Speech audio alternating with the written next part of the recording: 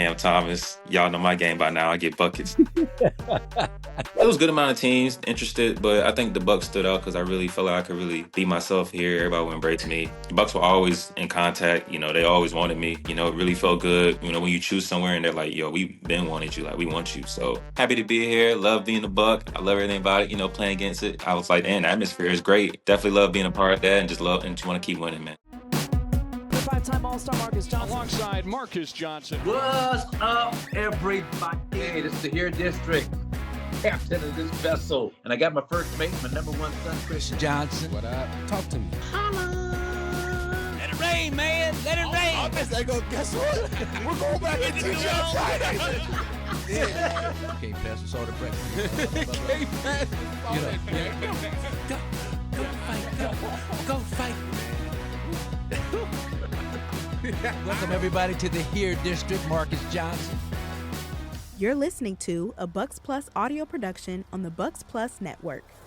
Your weekly pulse on the Milwaukee Bucks, straight from a Bucks legend. This is Here District with Marques Johnson, alongside his son and 1995 NCAA champion, Kris. Here's MJ. All right, welcome, everybody, Here District, the fantastic voyage. Marques Johnson, Kris Johnson, my son, the only father and son combination in the history of college basketball. Cameron Thomas to win a national championship at the same school, UCLA, 20 years apart. And, man, I'm just really, really happy to have this young man join us today for a few minutes. The newest Buck edition, Certified Buckets. Cam Thomas, man. Cam Thomas, welcome to the Here District, man. Yeah, man. Thanks for having me, man. Appreciate it. So now, the urban legend has it that when Doc Rivers told you to introduce yourself, How did you introduce yourself to the team? You tell me. I want to hear it out of your mouth. So, he said, stand up, introduce yourself. So, I just kept it short and sweet. I said, Cam Thomas. I mean, y'all know my game by now. I get buckets, so I'm here. So that's it. And what was the reaction? The guys laughed. They just kind of like, yeah, that's true. Yeah. That's both. Yeah, both. Yeah. Both. Both. Yeah. That's good stuff. And I was talking to one of the coaches. He was telling me, and they're trying to come up with a nickname. And I don't know, man. If you got nicknames that you prefer, let me know. But he was talking about, certified buckets was kind of that we're gonna roll with certified. So that's what I'm gonna roll with, certified, man. Yes, sir. Is that okay? Yeah, that's okay. I like it. Yeah. Now, and so now your middle name, Boucher. Yeah. Now, do you know what that translates to into English? Nah. You have any idea? No, Butcher. Nah, really? The butcher. That's another one I'm playing with. When you start carving up defenses like filet mignon and carving them up, I may throw out that butcher, the Boucher, the Boucher, the butcher, just because it's so apropos, man. But let's talk about you and your background. And I know your mom, Leslie, was instrumental in just your basketball development. It kind of reminds me of Bobby Portis. I don't know if you had a chance to talk to Bobby at all about his situation growing up in Arkansas and the role that his mom played. And his grandfather, too. He had some strong role models, but his mom was really, really big in his life. And your mom played that same role. Just talk about her, Leslie, and her role in terms of you developing as a basketball player. Yeah, man, it was very, very instrumental, like you said, just being there, reading up on stuff, looking stuff up to how to make me a better basketball player, different drills to do, just different, just being involved, really. I think it was really, helpful for me to become the player I am today and got me to where I am today. So very thankful for that, very thankful for the sacrifices she did, and really was just, she was really just doing everything, getting my rebounds, telling me different drills to do, how many shots to make from a certain spot. So it was just really fun. I really enjoyed those times. A lot of one-on-one or no between you and her? None of that. None of that. A lot of one-on-one? No. No. So she didn't try and lock you up when you're like 8, 9, 10 years old. She wasn't trying to lock you up and never. Make it tough on you. Never. You said never. You said never from the angle like she couldn't handle you, or she just wasn't into it. Both a little bit. Nah, not at all. Not Oh, at all. 8, 9, don't matter. Not at all. yeah. So by 8, 9, you weren't. She wasn't No, adequately she over equipped to with. deal with what you had. No, Okay, it over was with over with. then. Yeah, it was That's over early. with That's then. early, bro. That's Yeah. real early, man. Chris, how old were you when you first beat me? What? It was a little later in life, right? I didn't beat him till I was 19, Cam. I was in college already. This dude wasn't letting me win nothing. For real. Beating up on me in the front. Oh man, I lost like 1,000 straight to that dude before I finally got lucky. I caught him on Got a one. bad day. I think he had on some jeans. I think he was wearing jeans that day we Yeah, played yeah. or something. But Yeah, Got Jesus and some one. hush That's all you puppies or need. something. Yeah, he got facts, he got that one, facts. man. And so now, I'm reading about your. This is the most one of the most interesting things to me about your high school journey, is that you played as a freshman, Mhm. and then you sat out your 10th grade year. You sat out the whole 10th grade year. Now, the way I read it was that there were some philosophical differences maybe with the coaching staff before you transferred to Oak Hill. But what happened that sophomore year? I mean, what was your routine like? How were you able to keep it sharp so that when you went to Oak Hill, you just kind of hit the ground running? Yeah, man. It was, basically like you said, just different sets of stuff. And then I really was just in the gym heavy until AAU came around. I played AAU that summer with Boo Williams. So, Right. that's what helped me, So I was just really essentially just getting ready for that, training for that, just getting ready for that. So then when AAU came around, I was ready to go. And then, um, talked to Oak Hill, in the summer. And then, they wanted me and I was interested, got all that situated and I was at Oak Hill the following year. So, that was really a good, experience for me, just being on the circuit, really enjoy playing on EYBL. So I think that's what really helped me become, the player I am today, because I was playing up. Yeah, I was playing up to the 17th. So I think that's what really helped me mature my game Mm. and really be a mature basketball player. Cam, when you were, working out, getting shots up around this age, what sort of like shooting benchmarks would you set for yourself? Like how many jumpers would you knock down in a day during your individual practices, or did you have a number, or what did that look like for you in terms of your development, the skills you were working on? Yeah, really about essentially probably at least 1,000 makes.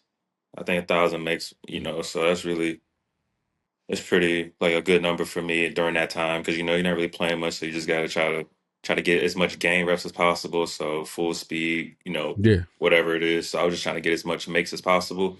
My mom being yeah, in that as well, just helping and having a good support group as well, trainers helping me as well. But my mom was really the key in all that, just helping me and really driving me everywhere to do what I need to do to get ready. So it was really a good experience for me for sure.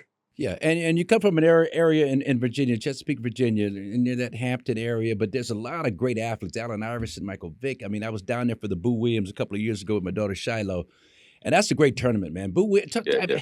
First of all, you see this C right here? This is Crenshaw. Yeah. Have you heard of Crenshaw High School? I'm just curious. What does Crenshaw High School mean to you?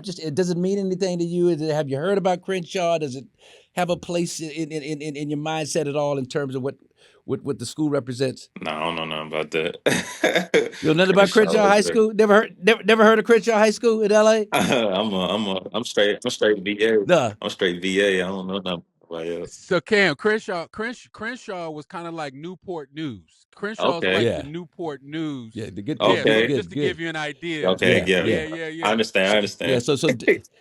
So Daryl Strawberry in baseball. I mean, it's just been a lot of NBA players. Myself, guys before your time, but Yeah. Kevin Ollie, who coached at UConn, Oh came yeah, through I know Crenshaw and KO. was. I know KO. Yeah. Yeah. Yes, See, sir. so Shaw Dog. these That's are a all Shaw Dog. Crenshaw. We Okay. got like 16 city championships, 8 state titles, and our coaches won Willie West 800 games or whatever. So I was just curious as if it matriculated the reputation to Virginia. But let's talk about you. All right, Boo Williams. Give me some background on Boo. I met Boo Williams at that tournament, and man, Kris, he's got this sparkling Sterling facility down there in Virginia. Is it in Hampton? Maybe in Hampton. I'm Yeah, not sure exactly Hampton. where. In Hampton. Yeah. Hampton. But talk about Boo Williams and who he is and what he meant to you in terms of providing a showcase for you to display your talents. Yeah, man. Just really, the pioneer of AAU basketball. Really. He was, at the forefront of it. So. just being young, going to his facility, playing those tournaments. That's what the highlight was in Virginia on the weekends. You're going to Boo Williams and playing in all the tournaments. So that was like our highlight as young kids. And then when I was able to, be older and actually play on his team, and have him coach me, so that was really fun. Really, really enjoyed Boo. He's a good guy, funny guy. Really enjoyed my time on there playing with him for 2 years on the circuit. So I really. So you actually played for Boo Williams. He actually coached you. Yeah. I actually played for Boo. Yeah. Wow. Okay. So then as you go from there, that summer, Boo Williams, AAU on the circuit, EYBL. I think it was Ryan Rollins that said you gave him about 40 or something. And do you remember giving Ryan Rollins? What? Do you remember giving Ryan Rollins like a 40 piece at some point? Do you remember Ryan Rollins from back in those days from Detroit, the Michigan area? I definitely remember the team he was on, and I definitely had 40 that game because it was a EYBL game, morning game. We played them, and I went crazy that game. So. You were crazy that game. I mean, you in these 40s are so, these 40s are just so easy. Just status quo too, man. But you go from there, you go to Oak Hill, and I want to because you played with Cole Anthony, right, in Oak Hill. Yeah, I played with Cole. Yeah. But give me a little background for people that don't know what's the Oak Hill routine like during the course of the day, and the atmosphere. Where is it located? I envision it being off in the mountains somewhere in the middle of nowhere. But tell me about Oak Hill and that experience for you. Yeah, man, Oak Hill was, again, like very instrumental for me, developing, playing against, the best of the best, the other teams, and even in practice. But yeah, Oak Hill is they call it the mouth of West Virginia, middle of nowhere. So you got nowhere to go but school and hoop. So I really enjoyed that as well. Yep. So playing with the best, best players, best talent in the country. I went my junior year, so I was, you know, 17, Yeah. and we had seniors like Cole, Kofi, just Yeah. players from the 2019 class. So that was really, huge for me to be out there, playing with them, showcasing myself because they were top players at the time in their respective class. So that was really helped me showcase myself and really make a name for myself. So I mean, Oak Hill was great, man. Playing for Steve Smith, love him very Yeah. much. He's great, great coach. I really enjoyed my time there, so it was great. Now, how was it going against Cole Anthony? It seems like Cole from New York City guy. Here you are, kind of this new guy coming in from Virginia. Did he test you a little bit early on? Were you guys kind of going at it early on?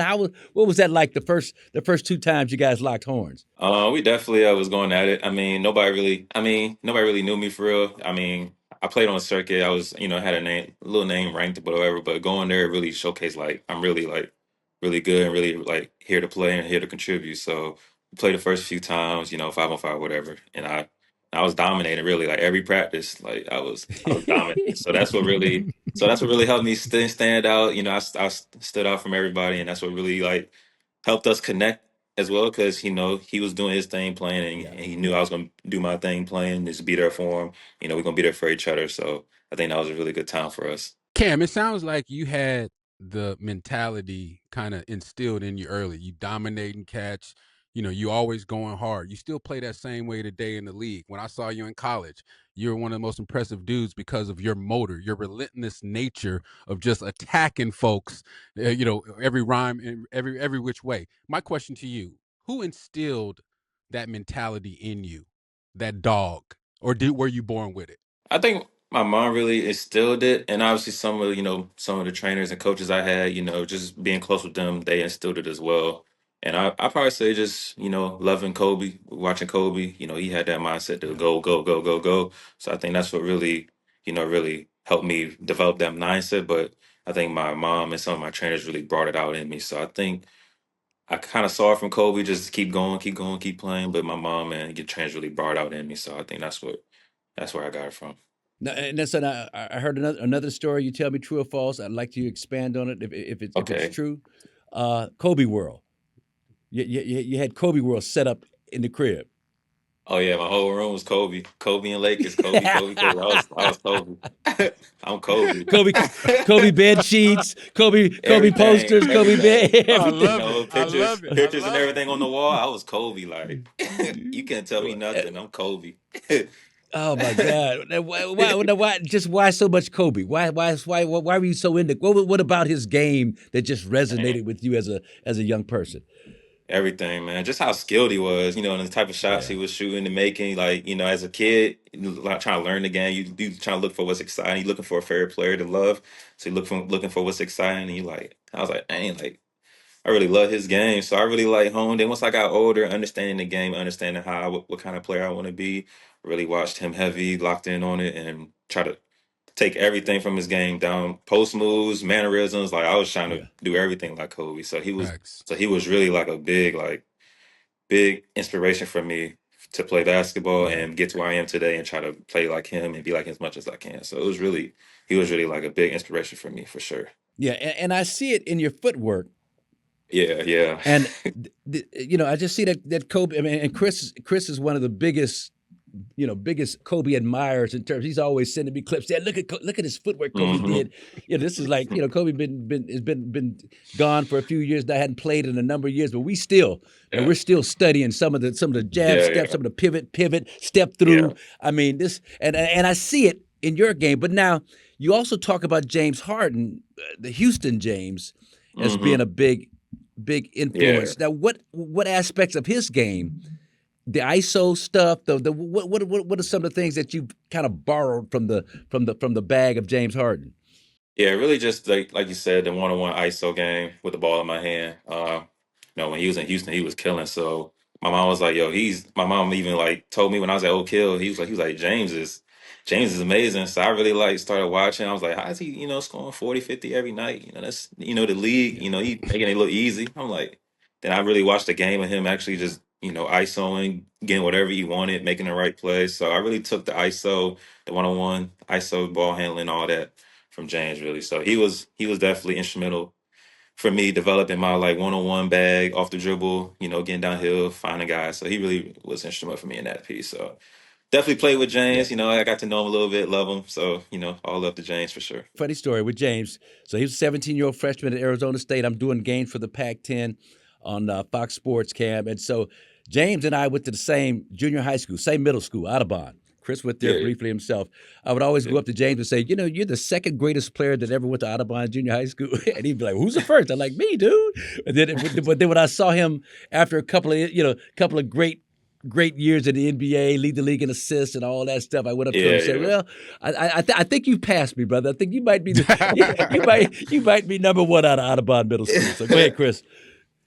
Kyrie Irving, Cam. What Yes, what sir. what did you learn from? What did you learn from Kai? What part of his game did you sort of implement it into your package?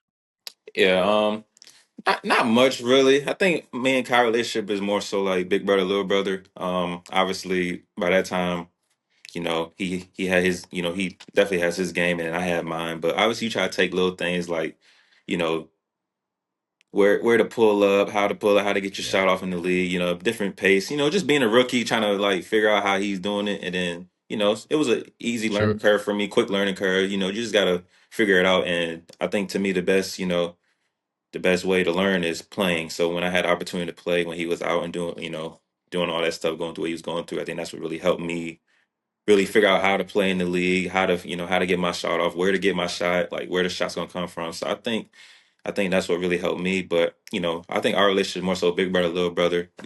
I love him to death. Every time we see each other, it's yeah. always love. So I love him very much. That's my guy. Yeah. As a follow up on that, you had a crazy streak, 3 straight 40 pieces back in February of 2023. Yeah, What I'm not gonna say what got into you because we know how the league works and opportunity. yeah, When opportunity presents itself, someone will take care of it. But that was truly a phenomenal performance. What were you on? Like, what was in your yeah, mind yeah. during that 3 game stretch where it was just 40 plus every single day? Yeah, yeah. So the first game, it was crazy because we was playing Washington morning shoot around, and Kai wasn't there. So we was like, all right, he might be doing something with the family. He'll come later and whatever. So he wasn't there. So we get to the game time, pregame, whatever. He's still not there. We like, what's going on? So put a lineup and everything. So everybody's like, we got more opportunity and more stuff. So we're just gonna go out there and hoop. Like we were just going out there and hoop. And then, we get to playing, they get up on us big. So it was like, dang. And then a few more people went out because I guess they were playing, got hurt, whatever. So it was like we was like 7, 8 deep. So we were just playing, man, and I'm just hooping. I couldn't miss. I was, going, couldn't miss. I was on fire. So I think I had 44 that game off the bench. We won Yep. and came back and won. And then the next game we played the Clippers, and they told me I was starting whatever, and I was like, oh, okay, cool. Playing the Clippers, playing against Kawhi and all them. And I was like, playing against Kawhi and all them, Yeah. Paul George, you get a little hyped up because you see him all the time. You're like, oh, I'm playing against some Kawhi and Paul George, so you're like, all right, bet. So then I go out there, Yeah. not missing as well. I'm killing, like killing. I go hit 47, whatever. And then the next game we play against D Book. I love D Book. Yep. I love his game. I love watching him. So whenever you have that matchup, for sure, you try to raise your level. And I had a lot of points that game too. So yeah. Yes, sir. 3 straight 40-point games. That's something else. But now go back to your rookie year, back with Brooklyn, and was there ever a feeling of just being just in awe, not overwhelmed, maybe it's a stretch, but just, Kyrie, James Harden, KD, just going into that very first practice or whatever, your mindset, you had to be like, man, if I'm dreaming, don't wake me up. This has got to be like one of the greatest experiences. What was it like for a young 19, 20-year-old young man out of LSU, a rookie, to be around that level of talent at one time? Yeah, man, it was great. Just getting to know them, learning how they do stuff, and just really, at the end of the day, watching them. Not really playing much the first few games, so you're just watching them, see what they do and stuff. It was amazing, man. Especially with Katie and James, because Kai wasn't playing at that time. It was early, I think all the vaccine stuff, so he wasn't playing at the time. So it was really just Katie and James. So really just be able to watch Katie do what he do. Again, it's my brother. Love him to death. We still talk to this day. Whenever I have a question, or whatever, I can text him. He'll return the text and always give me his honest input. So that's really what you really do this for. Building real brotherhood, real friendship with guys. So I really enjoy that. But yeah, man, first practice, I was like, hey, he tall. He is that tall. So I was like, hey, he tall. Like, that was it though, really. Hell yeah. So that was it, really. Though. I was No. like, hey, he tall, but then we get out there and hooping, and then he saw I could hoop, and he just gravitated towards me, took me on his wing, and the rest is history. Quick KD story before you jump in, Kris. But so the first time I saw him, Cam, Oak Hill came out to play Compton Centennial High School. So everybody came out to see Ty Lawson. Ty Lawson was this guard that went to North Carolina. Everybody wanted to see Ty Lawson. That's all we heard about, how great Ty Lawson is. So we all out there in the gym waiting for Ty Lawson. And then this long-armed, high-waisted 6'7", 6'8" guy just really caught my Scottie Pippen kind of a game at that time. But he really caught my attention. And I went up to him after the game like, man, what's your name, man? You're a junior? Okay, yeah, okay. You're going to be nice. Saw him again that next year as a senior, and he had grown about 2 or 3 inches, man, and he just kind of turned it out. But, you talk about, the reasons that you play, the brotherhood that you develop. It's also just great for an old school guy like myself just to see you young players just emerge and embrace the greatness that's out there in front of you. And think about it, Cam, and you've touched on it, and talk about this for a second. People don't understand. You don't fall out of bed being able to score 3 40-point games in a row in the NBA at a young age. Talk about the amount of work and attention to detail that you put into your craft to get to where you are today. Yeah, man. That's really the number one. Just being like involved with your craft and actually just being in love with it. That's probably, cliche term, but you just gotta love it. Like you gotta love the game, love to put in the work. You gotta set goals for yourself. That's what really helps me. I set goals for myself. I try to achieve those as much as I can. But yeah, man, I think it's pretty cliche, but it's true. You gotta love the game, you gotta love the work. So I think that's what really helped me, just trying to strive for greatness, trying to strive to be the best that I can be every game, try to overcome what I did last game. You may have 41 game, but it's the NBA. You might have a game the very next day or the next day, and nobody's gonna remember that. So you just try to, stay locked in and try to improve on each performance. So that's what really helps me. How do you keep your mentals together in Brooklyn? You were a starter. You did what you did. You were coming off the bench, kind of fluctuating with your role. How do you sustain the mental fortitude necessary to be ready to play every single night, regardless of what the coach might ask of you that night? Yeah, it was really just being staying true to yourself, always being ready, being professional. Uh, I mean, obviously it's tough, role changing every chance there is. You never know. Kind of like you're kind of like in the unknown. So obviously it's tough. But at the end of the day, you just try to be as much a professional as you can. Just always prepare like you're gonna play, start whatever. That's what really helped me when I was in Brooklyn. Just always preparing like I was gonna play. So whenever, you know, I did get called on, even if I was like not expecting to get called on, I was ready. So every time they called on me, I was ready. So I think that's what really helped me, just preparing like a professional. Yeah, was Jacques Vaughn there? Jacques Vaughn and Kevin Ollie, were they there when you were there? Early Yeah, part of they your career, was. or no? Yeah, Okay, they and did was. they? Yeah. And did, I mean, did they impressions of them in terms of how they maybe work with you, talk with you, spoke with you? Anything about them that you could remember that helped you as a young player? Yeah, Jock was cool, man. Jock was cool, great guy. It was fun just being there. He saw me when I get drafted. He saw me being young, just growing up, so it was Yeah. cool. And then KO, Kevin Ollie, man, love KO. We got him in my third year. He was there my third year, and he was great, man. Okay. He had a chance to be the interim to finish out the year, and that was like my one of my best stretches as a pro when he was the head coach. Wow. So I really enjoyed KO. Really love him. He was great, man. Great. Love Yeah. KO. Yeah. And talk about 6 degrees of basketball separation, Chris Cam. So Sam Presti, the president of the Oklahoma City Thunder, he kept Kevin Ollie, Cam, on staff, kind of way past his prime, just so he could be a good influence on Kevin Durant, on James Yeah. Harden, on a young Russell Westbrook. So that's the kind Mhm. of guy that KO is. Yeah. Crenshaw, Yeah. Crenshaw, baby. That's how we do it at Yeah. Crenshaw, Yeah. baby. Hey, all I'm just right. letting you know. Hey. That's what we do. We Hey. we inspire, Hey, I love we it. I uplift, love we it. I motivate, love man. it. No, I no, love it. I no. love it. We don't hate. We don't hate. We appreciate. Nah, But yeah, so I so love it. I love it. I love it. Nah, yeah, man, yeah, KO was great, man. Love him. Love him very much. yeah, yeah. So now, okay, Brooklyn, whatever, struggling. How did you wind up a Milwaukee Buck? Let's get to this current status. What was it about the Bucks that had, because you had your choice. I mean, were Yeah, there yeah. other? You don't have to name teams specifically, but Yeah, I how got many you. other teams were you looking at, and how did the Bucks? How were the Bucks able to stand out in that process? Yeah, so yeah, it was all that time, looking for a team. Bucks were always in contact, they always wanted me, even when I got here and met everybody, they told me they was like, we've been trying to, get you here for years. So that was, Mm. really felt good, when you choose somewhere and they're like, yo, we've been wanted you, like we want you. So that was a great thing. And, I just was like, well, good. It was a good amount of teams interested, but I think the Bucks stood out because I really felt like I could really be myself here. Everybody would embrace me, and I think everything's been going good so far. So I would love to keep building on it and keep and just keep stacking wins. I'm curious about your relationship with Giannis. Now, Giannis has been out, obviously, and so we don't know what it's going to look like when he does come back and you guys play together. But we saw his reaction Yeah, to your game winner in Orlando. He got hyped.